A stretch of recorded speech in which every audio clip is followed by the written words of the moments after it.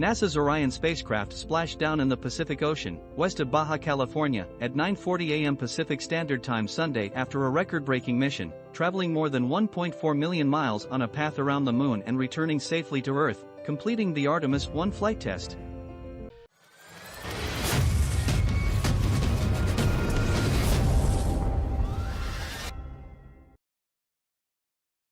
Splashdown is the final milestone of the Artemis I mission that began with a successful liftoff of NASA's Space Launch System rocket November 16 from Launchpad 39B at NASA's Kennedy Space Center in Florida. Over the course of 25.5 days, NASA tested Orion in the harsh environment of deep space before flying astronauts on Artemis II. The splashdown of the Orion spacecraft, which occurred 50 years to the day of the Apollo 17 moon landing, is the crowning achievement of Artemis I. From the launch of the world's most powerful rocket to the exceptional journey around the Moon and back to Earth, this flight test is a major step forward in the Artemis generation of lunar exploration, said NASA Administrator Bill Nelson. It wouldn't be possible without the incredible NASA team. For years, thousands of individuals have poured themselves into this mission, which is inspiring the world to work together to reach untouched cosmic shores. Today is a huge win for NASA, the United States, our international partners, and all of humanity.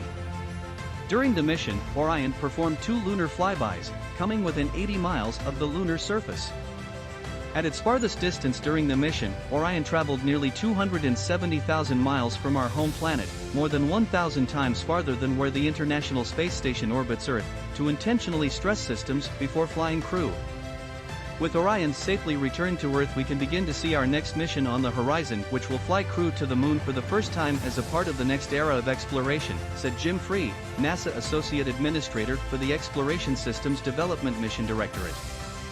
This begins our path to a regular cadence of missions and a sustained human presence at the Moon for scientific discovery and to prepare for human missions to Mars. Prior to entering the Earth's atmosphere, the crew module separated from its service module, which is the propulsive powerhouse provided by European Space Agency. During re-entry, Orion endured temperatures about half as hot as the surface of the Sun at about 5,000 degrees Fahrenheit. Within about 20 minutes, Orion slowed from nearly 25,000 miles per hour to about 20 miles per hour for its parachute-assisted splashdown. During the flight test, Orion stayed in space longer than any spacecraft designed for astronauts has done without docking to a space station.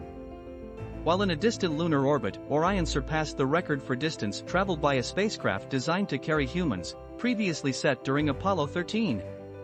Orion has returned from the Moon and is safely back on planet Earth, said Mike Serafin, Artemis I mission manager. With splashdown, we have successfully operated Orion in the deep space environment, where it exceeded our expectations, and demonstrated that Orion can withstand the extreme conditions of returning through Earth's atmosphere from lunar velocities. Recovery teams are now working to secure Orion for the journey home.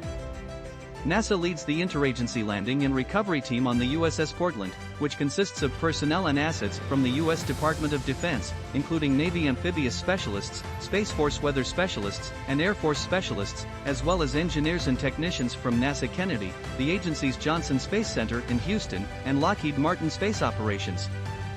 In the coming days, Orion will return to shore where technicians will offload the spacecraft and transfer it by truck back to Kennedy. Once at Kennedy, teams will open the hatch and unload several payloads, including Commander Munich Campos, the space biology experiments, Snoopy, and the official flight kit.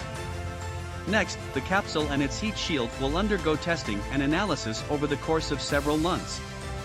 Artemis I was the first integrated test of NASA's deep space exploration systems, the Orion spacecraft, Space Launch System rocket, and the supporting ground systems, and was supported by thousands of people around the world, from contractors who built the spacecraft and rocket, and the ground infrastructure needed to launch them, to international and university partners, to small businesses supplying subsystems and components.